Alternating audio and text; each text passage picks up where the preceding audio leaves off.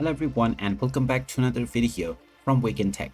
In this video, I'm going to show you how to download and install the Coin98 wallet on your PC. So let's get started right away.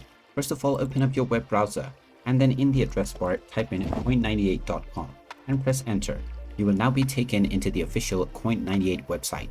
Now you can click on the download app option and then click on download for Chrome, which will take you into the Chrome Web Store extension page.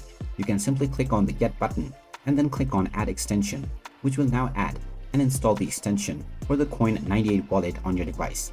After it has been installed, you can click on the extensions tab at the top section and then pin the Coin98 wallet tab.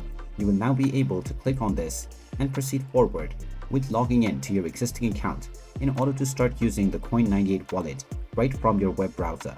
You may also install BlueStacks by going into bluestacks.com, which is an Android emulator.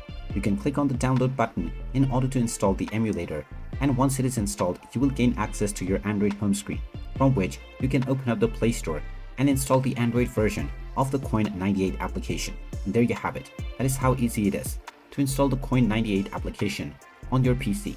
If you find this video helpful, make sure you hit that like button and subscribe to our channel if you haven't done so already.